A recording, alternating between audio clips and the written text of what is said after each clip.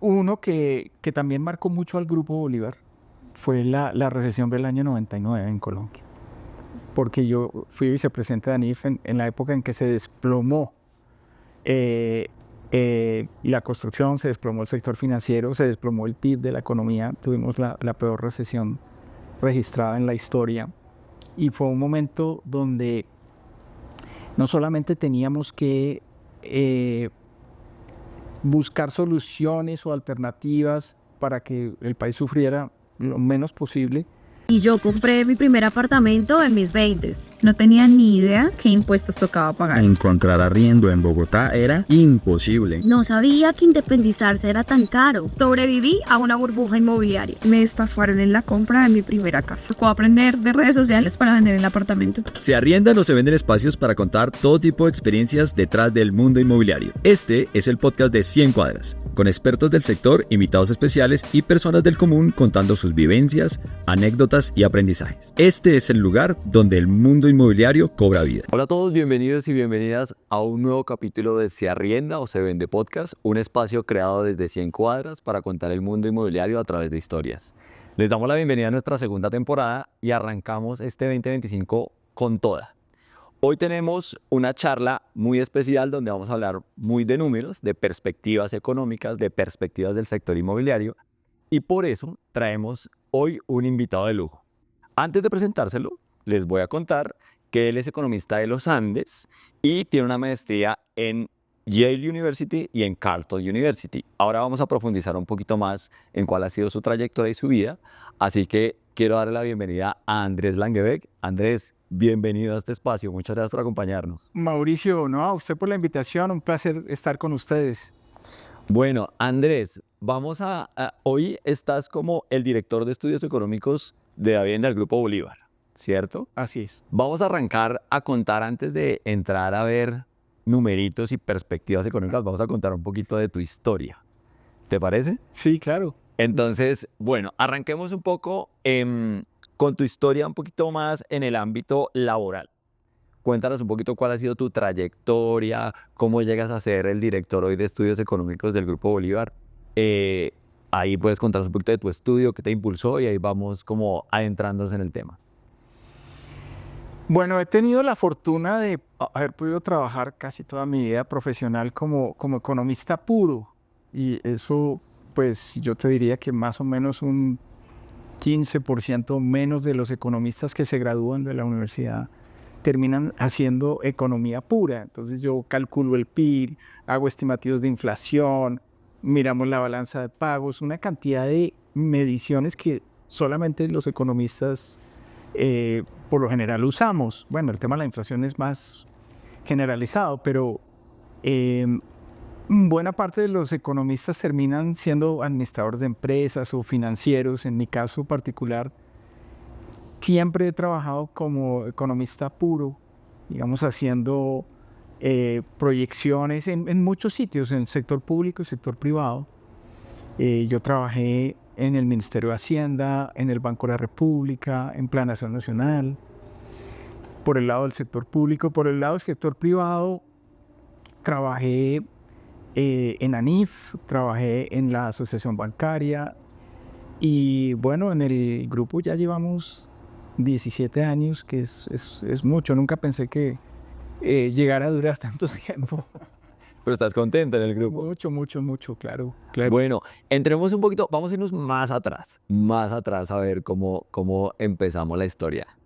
¿Cuál es la historia? Empecemos desde tu apellido. ¿De dónde viene tu apellido? Bueno, esa es una historia muy simpática. El apellido es de origen danés. Okay. Mi papá era danés, había nacido en Dinamarca y vivió allá su juventud. Y realmente corresponde a un pueblito en una isla. Dinamarca es una península y varias islas. Una de esas islas se llama la isla de Zelandia. Okay. Al sur de la isla de Zelandia hay un pueblito que se llama Langebeck. De ahí viene el apellido. Mi bisabuelo era Carl Nielsen. Nielsen es un apellido muy común en Dinamarca. Pero él había vivido mucho tiempo en Langebeck. Okay. Y finalmente adoptó el apellido como apellido el nombre del pueblo donde vivió, y esa es la historia. Y desde mi bisabuelo hasta mis abuelos, ellos están enterrados allá en el cementerio de Langebeck. Ok. Sí. Oye, qué buena historia. Muy bien, Andrés. Y ahora nos contabas un poquito de tu trayectoria profesional. Vamos más a los inicios. Ya sabemos de tu apellido, vamos más a los inicios.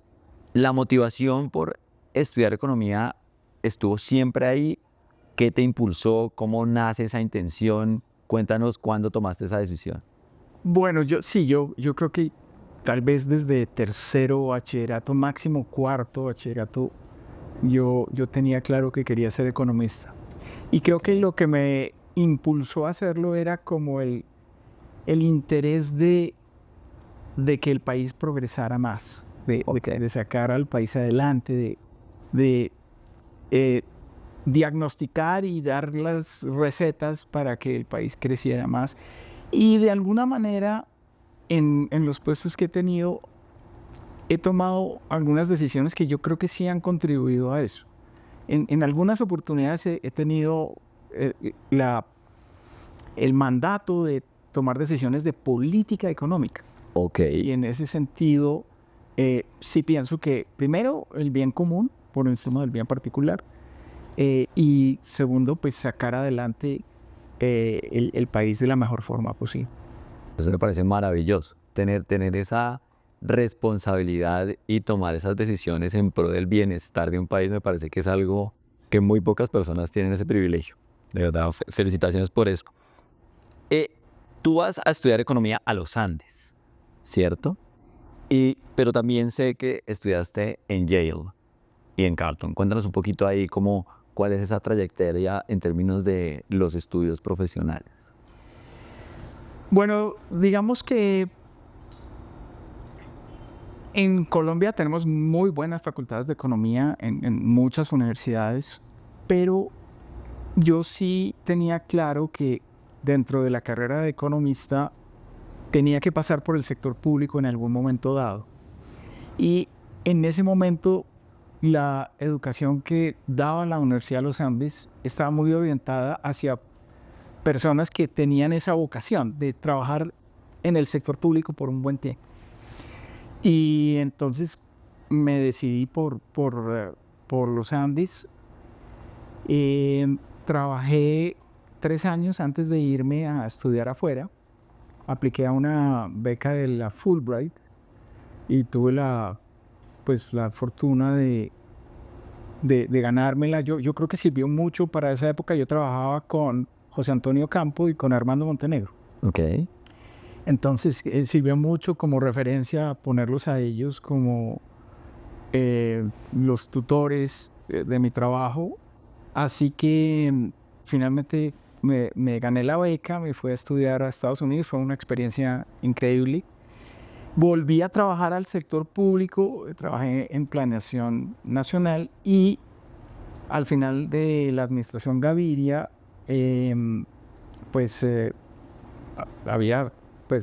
teníamos que dejar el gobierno y darle paso a la nueva administración. Y dije yo, bueno, voy a estudiar administración pública. Y me apliqué a una beca del gobierno canadiense, de la Agencia Canadiense de Cooperación Internacional. También me gané la beca y me fui a estudiar a Carleton en Ottawa. Y también debo decir que fue una experiencia absolutamente increíble. Okay. Yo creo que desde el punto de vista de conocimiento, de conocer otra cultura, estos programas por lo general son multiculturales, porque yo tenía compañeros que eran de Ghana, de Gambia. Y me decían Gambia y yo decía, ¿dónde es Gambia? Tengo que mirar en un mapa dónde es, no tengo ni idea. Había compañeros de la China, de Filipinas, de Italia. Curiosamente yo era en esa promoción fui el único latino. Pero fue una experiencia brutal porque era compartir visiones del mundo muy distintas, problemas muy diferentes. Así que los 2 programas de posgrado fueron muy, muy formativos. Y en este último que nos cuentas en Carleton, en estos programas y en Yale, cuánto tiempo estuviste? Es decir, ¿esto es un paso por cuántos años, meses? ¿Cómo es esa historia? En realidad los dos programas fueron de un año, fueron maestrías de un año. Digamos que tuve un paso previo por la Universidad de Colorado, en Boulder, donde tuve la oportunidad de estudiar algo de economía en inglés para llegar a Yale con los conocimientos básicos de la jerga de los economistas en inglés, pero cada programa duró un año. Buenísimo. Y nos contaste que pues es muy rica la experiencia culturalmente porque compartes con personas de diferentes naciones, con visiones diferentes del mundo. Si habláramos de cuál ha sido ese mayor aprendizaje que tuviste o que te trajiste para Colombia en esos espacios, ¿qué te trajiste? ¿Cómo llegaste acá renovado después de esa experiencia y qué viniste a aplicar acá para ayudar al país en términos de economía y demás? Bueno, yo te diría que el programa que fue más retador, curiosamente, fue el de Administración Pública. Okay. Porque el de Economía, que fue en Yale, pues pues yo he sido muy economista toda la vida y entonces era relativamente el mismo lenguaje, con los mismos temas, pero el de Administración Pública era completamente distinto, había temas que yo nunca había dado y fue desafiante en ese sentido. Y los profesores que tuve, hay uno que me marcó muchísimo, Manfred Binefield, era una PhD en Economía de la Universidad de Essex que se había vuelto socialista, un economista ortodoxo que se había vuelto socialista, y fue un reto estudiar con él porque pues yo no era... Visiones diferentes, me imagino. Muy distintas, y entonces chocábamos, pero finalmente aprendí mucho de él y creo que él también aprendió algo de mí. Entonces fue una experiencia muy interesante. Sí, como que enriquece la conversación esas diferencias también. Y ahora, cuando tuve la oportunidad de volver y tomar decisiones, pues uno sabe que siempre las decisiones, por lo general las decisiones se toman con información imperfecta y se toman en ambientes con incertidumbre y que pues siempre, lamentablemente,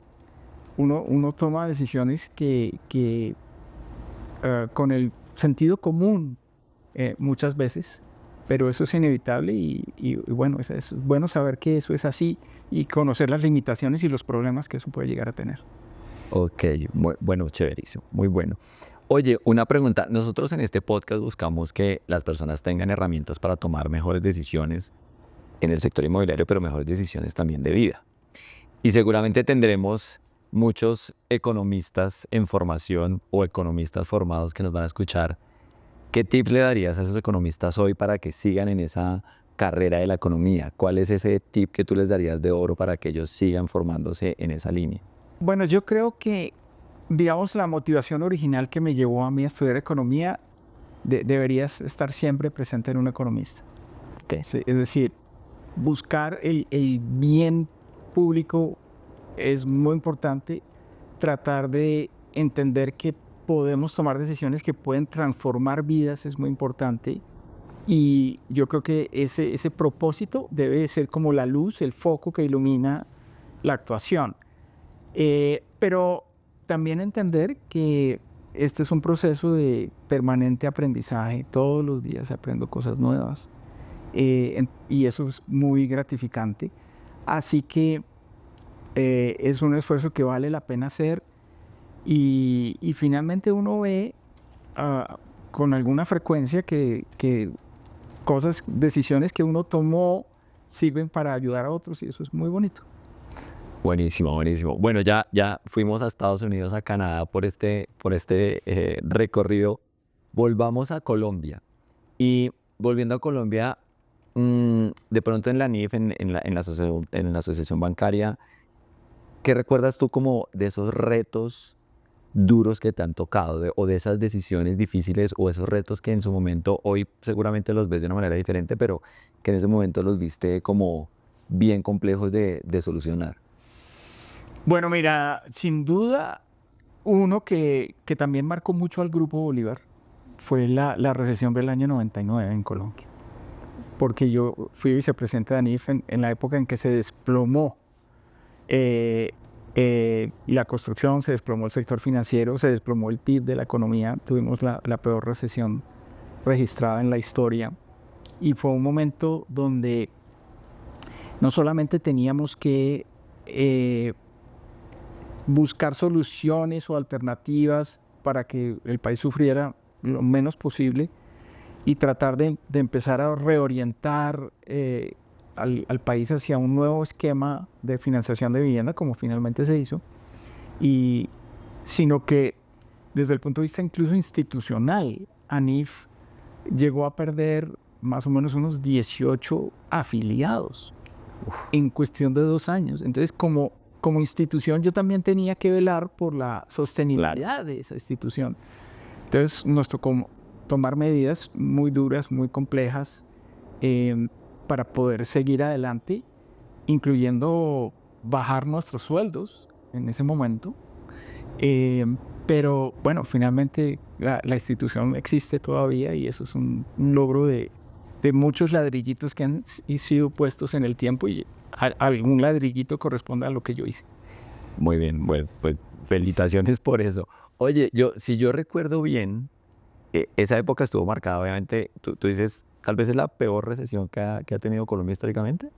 Bueno, digamos que la del 2020 fue mayor, un poco mayor. Fue más dura. Sí, digamos que el problema de la recesión que tuvimos en el año 99 es que se vio comprometido el patrimonio de las instituciones financieras, cosa que no ocurrió con la pandemia. Ya, ok. Entonces, salir de la recesión del año 99 fue difícil y tomó mucho tiempo. Realmente el país no recobró su impulso, sino hasta finales del 2022, 2003, 2004, tomó mucho tiempo. En el caso de la pandemia, pues fue una recuperación más rápida. El sector financiero tenía muy buenos niveles de solvencia, patrimonio, y fue una recesión de una naturaleza diferente. Aunque pues matemáticamente la del 2020 fue un poco mayor que la del 99. Seguramente estaríamos mejor preparados tal vez como país para ese momento, ¿no? Sin duda. Incluso desde el punto de vista del teletrabajo, ¿no? Yo no puedo imaginarme cómo hubiera sido una pandemia en el año 2000, donde el teletrabajo... Sin tener internet todos en la casa. Sí, eso hubiera sido un drama terrible. Pero en el caso de 2020, pues el grupo Bolívar y en general las empresas más importantes y el sector público también tuvo una respuesta bastante interesante y muy rápida, mucho más de lo que habíamos pensado. Buenísimo. Oye, yo no sé si lo que decir es acertado, pero recuerdo un poco que también tal vez en la crisis de los 90 había un poco de pérdida de confianza del público en general en el sector financiero, que creo que en el 2020 me refiero, no fue tan así. Es algo por ese lado también, ¿no? Sí. Sin duda, pues desaparecieron muchas entidades. Los bancos cooperativos, por ejemplo, tuvieron una crisis muy grande en el año 99 y eso, pues realmente no estábamos muy bien preparados, pero aprendimos de la lección, ¿sí? Y fíjate que hoy en día tenemos un sistema de financiamiento de vivienda que está mucho más blindado frente a las crisis y tenemos sistemas, por ejemplo, de provisiones contracíclicas que fueron desarrollándose para las instituciones financieras, que hoy en día también son muy útiles y permiten amortiguar esos ciclos tan fuertes de la economía. También el tema fue muy común para el sector financiero esas cuotas súper mínimas en el año 99. Casi que se decía que uno tenía un crédito con la cédula, simplemente pues ya le daban el crédito para la vivienda y el crédito para amoblar la nueva vivienda y finalmente uno terminaba muy apalancado. Ese tipo de cosas, sí, efectivamente sucedió, pero hoy en día el sector aprendió de esos problemas. Y fue muy interesante ver, por ejemplo, en 2008-2009, cuando tuvimos la crisis hipotecaria en Estados Unidos, cómo ellos pasaron por unos momentos que nosotros ya habíamos vivido.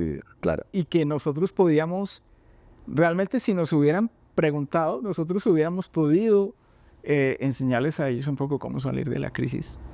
Oye, qué buena historia, sí, de acuerdo. Nosotros reconocemos que pues en la vida hay buenas decisiones y afortunadamente tú has ayudado al país en esas buenas decisiones. Pero también hay decisiones que nos permiten aprender. ¿Cuáles recuerdas tú como esa decisión que tú dices, aquí tuvimos que aprender porque definitivamente no salió bien, o no teníamos una información completa, o algo en lo que tú dices, hemos cometido errores en algún momento en esa carrera profesional? ¿Cuál recuerdas tú? Bueno, yo te diría, recuerdo una que tomamos en unas condiciones de incertidumbre muy fuertes. Yo fui vicepresidente de planeación de la Cámara de Comercio de Bogotá.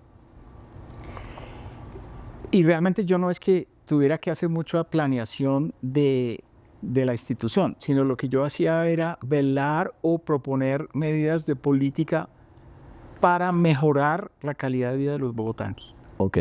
Y una de las cosas que yo sugerí en su momento al comandante de la policía de Bogotá y a las autoridades, al alcalde de Bogotá, era acabar con la policía de tránsito. Ya. Yo no sé si tú te acuerdas, pero existía una policía específica de tránsito. Que eran los azules. Que eran los azules, Sí. que tenían muy mala fama.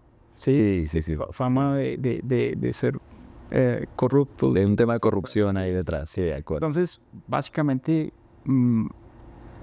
yo me metí mucho en eso y yo dije, pues es que la policía tiene que tener una imagen unificada, además, ¿no? Un policía debe velar por la seguridad, pero también, en el caso que sea necesario, debe ayudar a mejorar el tránsito. Claro. ¿Sí? O atender un accidente.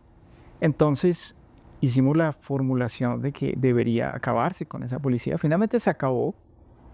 Yo creo que en ese caso se tomó una buena decisión. Ese es un ejemplo de una decisión que yo creo que fue buena.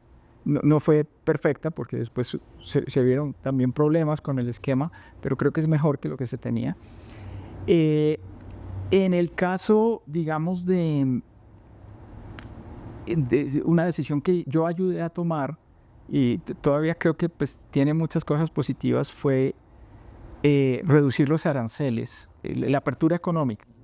Yo llegué al país en el año 91 y en ese momento el gobierno Gaviria acelera la apertura económica, la desgravación de aranceles. Yo participé elaborando el COMPES de apertura y bueno, ahí uno sí podría decir que probablemente no se tomaron las mejores decisiones. Es decir, yo creo que la apertura económica ayudó en muchos temas al país.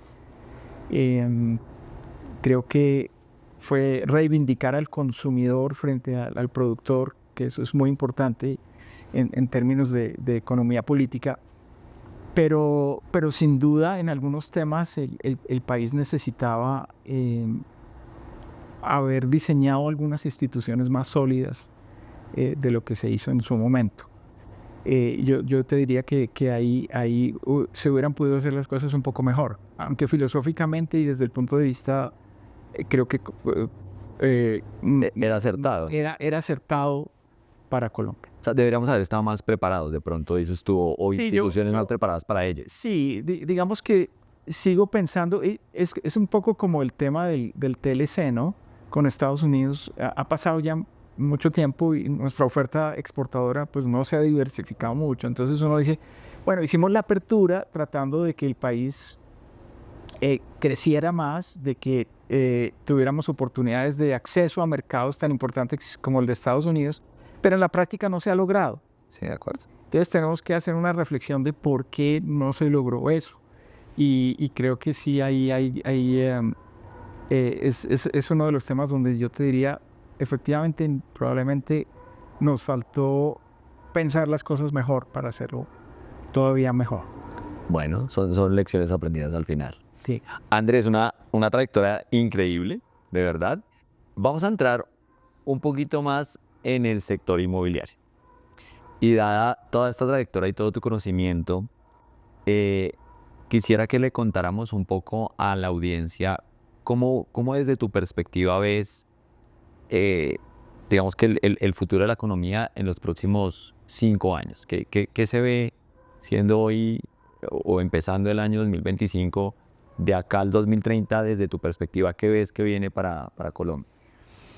Bueno, sigo siendo muy optimista sobre el desarrollo del país en el largo plazo. Sí, y sí, realmente siempre lo he sido, aunque en el corto plazo pueda estar preocupado por muchos temas. Pero creo que la economía colombiana tiene ciertos elementos que le permiten a uno mantener ese optimismo. Una de las cosas que siempre me ha llamado la atención es que el colombiano es muy trabajador, muy emprendedor, y ese deseo de superación del colombiano, por ejemplo, tú no lo ves en todas las sociedades, incluso en Dinamarca. El deseo de salir adelante de la gente en Colombia es increíble. En el caso particular de nuestro país, sí hay unos elementos que preocupan en términos del crecimiento económico para los próximos años. Y en particular, creo que se ha venido gestando un tema fiscal difícil. Nosotros hemos pasado de una deuda en 2011 del 32% del PIB a una deuda que este año 2025 va a ser del 60.6% del PIB. Y como todos podemos entender, endeudarse puede ser malo. Puede ser el exceso de endeudamiento para una persona o para un país puede ser malo. Y creo que hay que abordar ese tema. En el caso del sector inmobiliario, pues es un sector de enorme trascendencia para la economía, pesa el 4.4% del PIB, aunque la forma de medirlo por parte del DANE no siempre es la mejor. Cuando yo por ejemplo, existe una cosa que se llama el arrendamiento imputado en el cálculo del PIB y buena parte, digamos, de la actividad inmobiliaria que mide el DANE es ese arrendamiento imputado. Y es, si yo soy propietario, ¿cuánto hubiera pagado de arrendamiento por la vivienda en la que vivo? Sí. Y eso hace parte del PIB, pero no debería hacerlo, ¿sí? Claro. Entonces hay un cálculo ahí, hay un problema de medición que no es el ideal. De todos modos, es un sector que realiza una función trascendental para la economía. Ahondemos un poquito ahí. ¿Cuál es la importancia del sector de la construcción y el sector inmobiliario en el empleo? ¿Qué impacto ves tú ahí? Bueno, digamos que el sector de la construcción es uno de los sectores intensivos en empleo, sobre todo empleo no calificado. Por eso, tradicionalmente, en circunstancias de bajo crecimiento, desde la crisis que generó en Colombia la recesión en Estados Unidos del año 2008-2009, se empezó a ver la importancia que tiene el sector de la construcción como un sector que juega un rol contracíclico muy importante. Entonces, se generaron un sistema de subsidios, por ejemplo, a la vivienda de interés social, que fue muy exitoso. Yo creo que Colombia en esa época también, durante la crisis por el COVID, no el año de la crisis, pero sí en el año 2021-2022, gozó de un buen crecimiento, en parte por esa política contracíclica del sector de la construcción. Entonces, en temas de generación de empleo y no calificado, es casi que irreemplazable, digamos. Es muy, muy difícil que otro sector pueda reemplazarlo tan fácilmente. Desde el punto de vista de multiplicador sobre actividades de otros sectores productores de insumos, pues el sector de la construcción tiene relación con la industria, tiene relación con el comercio, tiene relación incluso con el sector de la minería. Entonces, pues es un sector muy, muy relacionado que tiene externalidades positivas sobre otros sectores. Ha sido una buena escogencia como uno de los sectores que juega ese rol contracíclico, y eso es muy, muy importante. Y cuando tú hablas del rol contracíclico es cuando el gobierno o el país lo utiliza para poder apalancarse para salir de alguna de las crisis, o para mejorar, digamos, en ese caso, pues los indicadores macroeconómicos del país. Sí, de acuerdo. La teoría le dice a uno que cuando el sector privado está en dificultades, el sector público debe salir al rescate. ¿Sí? Y sin duda una de las mejores opciones de salir al rescate es precisamente el sector de la construcción, porque responde relativamente rápido, porque es intensivo en mano de obra, porque tiene externalidades sobre otros sectores, es decir, tiene una influencia positiva sobre otros sectores en la economía. Entonces sugiere que es uno de los sectores para adelantar política muy exitoso. Ok. Oye, yo tengo en mi cabeza que uno de las palancas para ese rol ha sido el tema de los subsidios. Y recuerdo, pues, sobre todo en gobiernos anteriores, una palanca grande era el subsidio de Mi Casa Ya. Hoy un tema que ha estado muy en la palestra, pues, hablando muy general las constructoras y el sector del tema de Mi Casa Ya. ¿Tú qué ves hoy en relación al tema del subsidio, de cómo se manejaba antes, de los problemas que han habido en la actualidad? ¿Cuál es tu opinión respecto de esa herramienta? Yo creo que el gobierno actual parte de una base que no es absolutamente cierta o legítima, y es que ellos supuestamente piensan que los subsidios para la construcción no van realmente a los sectores más populares de la economía. Y bueno, sí, efectivamente, si uno mira al pasado, algunos de los subsidios de Mi Casa Ya o de los subsidios para vivienda en su momento no se dieron para vivienda de interés social. Y eso sí es un tema realmente de debate. ¿Es un tema de control? Si debemos subsidiar a población que no es tan pobre. Sí, ok.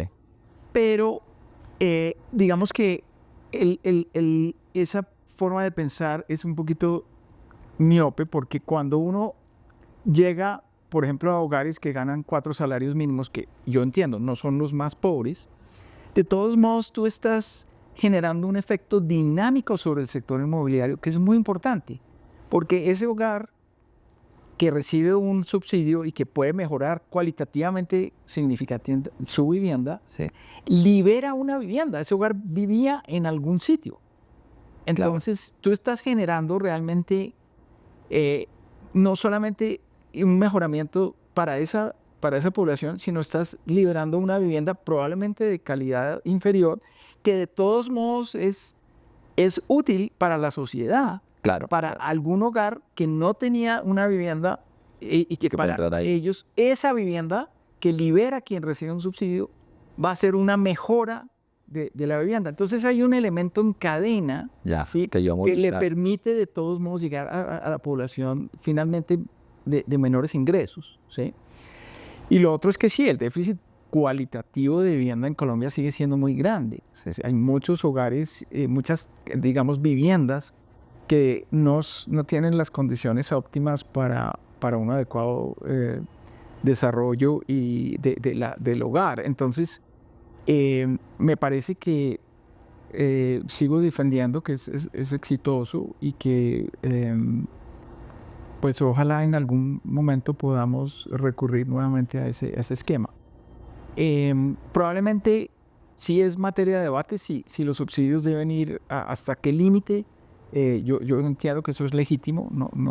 Yo personalmente pienso que uno no debe subsidiar a los hogares de ingresos más altos, digamos. En eso sí estoy de acuerdo, pero los hogares que recibían subsidios bajo Mi Casa Ya, sin duda tienen un beneficio para la economía y para la sociedad y para el mejoramiento no solamente de esos hogares, sino, como digo, de todos los que vienen detrás, que buscan ocupar esas viviendas que se liberan. Claro, y porque yo entiendo que cuando tú hablas del déficit cualitativo, para mí es claro, pero además hay un déficit cuantitativo. Es decir, hoy la brecha de vivienda en Colombia o de los hogares que no tienen vivienda todavía es grande. Entonces entiendo yo que al final seguramente tendrá que tener algunos controles, unas definiciones, pero sí es una herramienta que ayuda a disminuir las brechas. Definitivamente así es. Las evaluaciones de impacto que se han hecho de los subsidios para la vivienda en Colombia son muy positivas en términos de mejora en calidad de vida e incluso en términos de mejora de ingresos para los hogares. ¿Sí? Hay un efecto permanente para los hogares en términos de mejora en calidad de vida que es supremamente importante. Buenísimo. Andrés, una pregunta relacionada.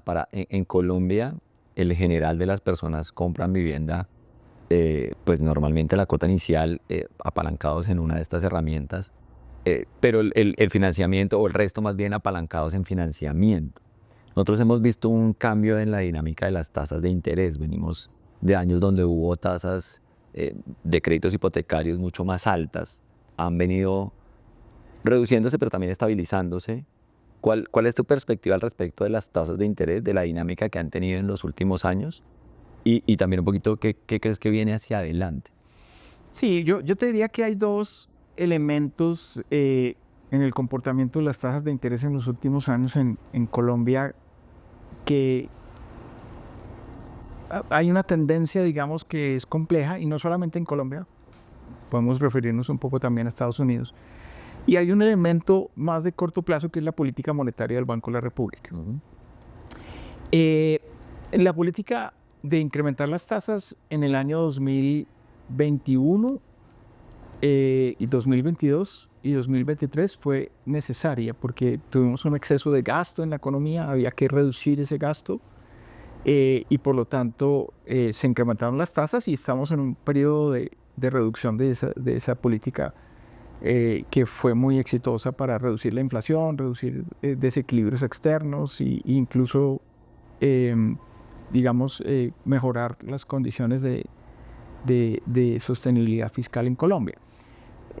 Pero hay un elemento de largo plazo que es complicado, y es que buena parte del costo que determina las tasas de interés de vivienda en Colombia es la situación del gobierno fiscal, porque el gobierno es un emisor de deuda de mediano y largo plazo que no tiene correspondencia en el sector privado. Es decir, el gobierno emite TES a 5, 10, 15, a veces 50 años, y esas tasas son muy importantes para el sector financiero porque el sector privado no tiene esas emisiones. Entonces, cuando tú prestas a 15 o 20 años, como hace un banco, tú tienes que mirar a las tasas a las que el gobierno se está endeudando. Claro. Porque no hay otro benchmark, no hay otra tasa. Para comparar la tasa. Entonces, ¿qué pasa? Que la situación fiscal que hemos venido hablando, que se ha deteriorado, termina finalmente por encarecer las tasas a las cuales los hogares colombianos pueden acceder a un crédito. Y esa relación es muy clara. Entonces, cuando uno dice que el Estado o el gobierno nacional debería bajar la deuda y con eso las tasas de interés de largo plazo en Colombia pueden bajar, pues en realidad uno está pensando es en los colombianos que pueden llegar a tener tasas de interés más altas hoy en día por el hecho de que la deuda es más alta después del COVID. Ok, buenísimo. Oye, y ahí me queda una duda, una pregunta como mixta, y es, hay personas que seguramente nos están escuchando y tienen la duda de si es un buen momento para invertir en vivienda y si es un buen momento para invertir apalancado en un crédito hipotecario.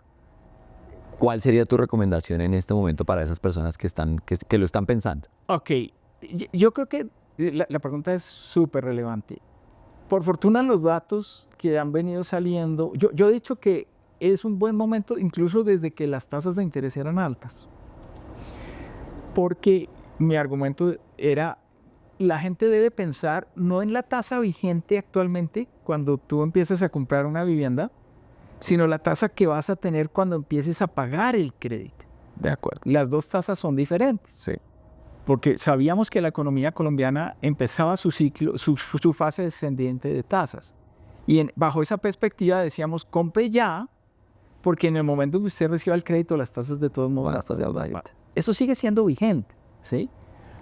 Porque el proceso, muchas veces, sobre todo en vivienda nueva, en vivienda usada pues no es tan claro, pero en vivienda nueva, ese proceso de compra de una vivienda nueva se puede demorar 2 años. Claro. Entonces uno tiene que pensar es en la tasa que va a haber dentro de 2 años, no la tasa actual. Hoy por hoy, las encuestas sugieren que los colombianos consideran que es un mucho mejor momento para adquirir vivienda que lo que pensaban hace un año. Y yo creo que eso es fruto de esa reducción de tasas que se ha venido dando. Pienso que hay una circunstancia muy particular en el mercado y es que no hay mucha oferta de vivienda nueva en algunos segmentos. Sí. Eso hace que, y por otro lado, los costos de la vivienda nueva se incrementaron mucho. También no fue un fenómeno exclusivamente de Colombia, también lo vimos en Estados Unidos. Entonces, ¿qué pasa? Hay menos colombianos que pueden acceder a comprar una vivienda nueva simplemente desde el punto de vista de costo. Claro. Eso nos obliga a ir a viviendas en arriendo. Y eso ha hecho que la relación de cánones de arrendamiento a valor de la vivienda haya aumentado. Ya, claro. Entonces es buen negocio si tú piensas, por ejemplo, en comprar una vivienda para arrendar. Una inversión. ¿Sí? Claro. Como inversión. Porque efectivamente esas familias para las cuales va a ser más difícil tener una vivienda propia, pues terminarán viviendo en arriendo. Y eso te abre una oportunidad, digamos, como inversionista, que es interesante. Ok, chévere. Un tema a aclarar ahí, Andrés, es porque sobre todo la audiencia nos pregunta o nos dice, a mí démelo un poquito más desmenuzado. Entonces, quiero dar una aclaración ahí importante y es para la audiencia que tengan en cuenta que al comprar vivienda nueva, como nos explicaba Andrés, hoy tenemos unas tasas vigentes, pero usted que piensa comprar hoy y va a ir pagando su cuota inicial durante los próximos 2 años, como nos explicaba Andrés, su crédito va a ser desembolsado dentro de 2 años. Seguramente esa tasa que va a tener ese crédito dentro de 2 años es diferente a la de hoy y por eso es importante hacer las cuentas a esa, digamos que con esa perspectiva. Adicional, antes de terminar con unas preguntas rapiditas, Andrés, quiero aprovechar para contar a nuestra audiencia que ya salió nuestro informe anual, del que tú haces parte también, muchas gracias. Y el informe anual de 100 cuadras nos cuenta cuáles son los resultados en términos de vivienda nueva, usada y arrendamiento consolidados del 2024. Nos da una perspectiva de cómo se movió el sector frente a los años anteriores, pero además nos da unas conclusiones importantes para quienes quieren comprar, vender, rentar vivienda en este 2025. Lo pueden encontrar en 100cuadras.com/blog y también en nuestras redes sociales van a encontrar contenido donde vamos a contarles en resumen cómo se movió el sector en el 2024 y algunas perspectivas con lo que nos contó Andrés. Andrés, nos queda muy poco tiempo. Voy a hacerle unas preguntas como rapiditas que me quedan por acá en el tintero. Hay una que se me escapó, que me parece muy interesante y es, antes de volver a los temas más técnicos, ¿eres coleccionista? Sí. Cuéntanos un poquito de qué colecciones tienes, que eso me parece muy interesante y por qué eres coleccionista, ¿de dónde nace eso? Sí, yo no sé, eso es como una vocación, dirían unos, o es como un trauma psicológico, dirían otros. Porque coleccionar pues se le puede convertir a uno como en un vicio de alguna manera, ¿no? Pero sí tengo que reconocer que mi papá, en los 2 hobbies que yo tengo, que son coleccionar monedas colombianas y coleccionar relojes de pared o de mesa, mi papá tuvo alguna influencia en eso. ¿Sí? Él también le gustaban las 2 cosas y creo que viene de ahí. Y es, digamos, yo he aprendido muchísimo de los 2 hobbies que tengo, muchísimo. Yo, por ejemplo, sé cosas que pueden sonar muy locas, pero yo sé los nombres de las fábricas alemanas de relojes del siglo XIX y siglo XX, más importantes. Y la gente puede decir, este tipo está loco. Sí, un poquito sí. Pero sí, llego a entender la historia de esas fábricas, cómo se crearon, cómo se consolidaron, cómo desaparecieron. Porque Un poquito porque te obsesionas con el tema. me obsesiona mucho el tema y termina uno aprendiendo mucho. En el caso de las monedas es igual. Uno, pues yo sé, por ejemplo, el listado de los reyes de España desde Carlos I hasta hoy. Y lo sé gracias a las monedas, porque las monedas solían tener la efigie del rey de España. Cuando acá en Colombia eran reales las monedas. Sí, las monedas eran de reales, las de plata y las de oro eran escudos. Escudos, sí. Entonces tenían la efigie del rey. Entonces uno se da cuenta, bueno, cuándo fue el cambio de un rey a otro, o de la casa de los Austrias a la casa de los Borbones y todo ese tipo de cosas. Enseña muchísimo. Oye, súper chévere. Eso nos da para un capítulo de podcast especial que deberíamos tener. Sí, es muy interesante. Andrés, últimas 2 preguntas. Danos un consejo, una recomendación de un hábito financiero que las personas deberían tener. Sí, mira, yo creo que lo primero es tratar solamente de endeudarse para invertir. Yo creo que eso es súper importante. Okay. Cuando uno se endeuda para consumir, tiene la posibilidad de que exceda las posibilidades de pago. Claro. Si uno se endeuda para invertir y esa inversión le permite tener los rendimientos para pagar la deuda, pues uno garantiza que esa deuda no va a crecer mucho. Pero si uno se endeuda para gastar, pues estamos un poco más en problemas. Yo diría que ese es el hábito 1. Lo segundo, sí, tener bolsillos para ciertas cosas. Sí, Okay. Me acuerdo de la época en que yo tenía que pagar la pensión de mis hijos. Ya no tengo que hacerlo. Ya superamos esa etapa, pero realmente, pues, de las cosas más importantes que uno tiene como papá en un hogar es garantizar que uno tiene el dinero para pagar la pensión de sus hijos en el colegio. Eso es súper importante. Entonces, hay ciertos gastos para los cuales uno debe tener unos bolsillos que son intocables. Que hoy la tecnología ayuda mucho, ¿no? Porque hoy la tecnología te permite... En la página de Avienda, En realidad tienes los bolsillos y puedes abrirlos para lo que quieras. los abres y creo que eso es un hábito muy importante. Ya después de que uno tiene los bolsillos que te garanticen el cubrimiento de esos gastos básicos, pues lo otro, el manejo de lo otro es más sencillo. Es más sencillo. Bueno, y la última, Andrés. Si tuvieras que invertir en un único activo hoy, ¿cuál es el consejo de inversión que le darías a nuestra audiencia? No, yo no invertiría en un solo activo, no. El principio básico, digamos, eso depende mucho del grado de aversión al riesgo que tú tengas. De acuerdo. ¿Sí? Hay gente que es muy amante del riesgo, yo soy muy averso al riesgo. Entonces, para mí, invertir todo en un solo activo me parece una locura. Diversificaría. Es diversificar. En monedas, por ejemplo, sí. No se necesita tener mucho, pero, por ejemplo, tener algo en dólares, algo en pesos, o tener, digamos, algo en títulos del gobierno, pero algo en títulos privados. Ese tema de la diversificación es muy importante. Entonces, realmente la pregunta de un solo activo, no, yo podría decir Diversifique. que no, yo nunca he aplicado eso. Bueno, no, Andrés, pues muy buenos tips. Muchas gracias. Una excelente carrera nos contaste hoy. Nos diste muy buenos tips, perspectivas para el sector. Gracias por acompañarnos. Espero que vuelvas a acompañarnos por acá. Gusto haber estado con ustedes. Gracias por la invitación, Mauricio. Estos micrófonos quedan abiertos para cuando quieras arrendar o vender este espacio y nos cuentes más historias. Muy amable. Bueno, y a ustedes, muchas gracias por acompañarnos en un capítulo más de Se arrienda o se vende podcast. Este es el podcast de 100 Cuadras.